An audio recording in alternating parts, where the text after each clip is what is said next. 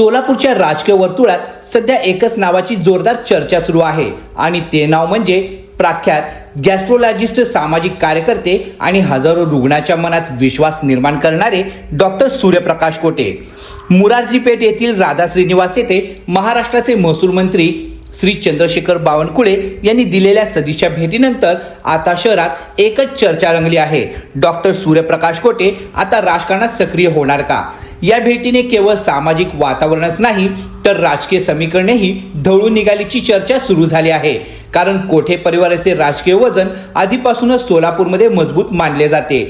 Doctor सूर्यप्रकाश कोटे यांचे चुलत बंधू देवेंद्र कोटे हे सोलापूर शहर मध्येचे आमदार आहेत, तर नगरसेवक प्रथमेश कोटे यांनी देखील भाजपामध्ये सक्रिय भूमिका घेत आपला राजकीय प्रभाव वाढवण्यास सुरुवात केली आहे।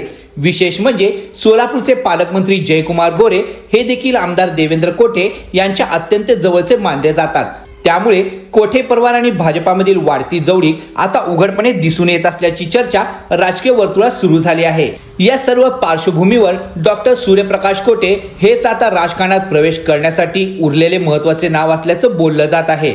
वैद्यकीय क्षेत्रात मोठी ओळख निर्माण केलेल्या डॉक्टर कोटे यांनी गेल्या अनेक वर्षापासून सामाजिक बांधिलकी जपत हजारो रुग्णांना दिलासा दिला आहे। गरीब आणि गरजूंसाठी केलेले त्यांचे काम नेहमीच चर्चेत राहिले आहे। महसूल मंत्री चंद्रशेखर बावनकुळे यांनी देखील यावेळी डॉक्टर सूर्यप्रकाश कोटे यांच्या कार्याचे जाहीरपणे कौतुक करत त्यांना भविष्यात आणखी मोठे सामाजिक आणि आरोग्य क्षेत्रात काम करण्याच्या शुभेच्छा दिल्या। 200 बेडचे अत्याधुनिक हॉस्पिटल उभारून समाजासाठी मोठे योगदान द्यावे असेही आवाहन त्यांनी केलं। राजकीय विश्लेषकांच्या मते एवढ्या मोठ्या नेत्यांची उपस्थिती, भाजपच्या वरिष्ठ नेत्यांशी वाढलेले संपर्क आणि कोठे परिवाराची मजबूत सामाजिक पकड पाहता डॉक्टर सूर्यप्रकाश कोटे यांचा राजकीय प्रवेश आता फक्त वेळेचा प्रश्न असल्याचे मानले जात आहे।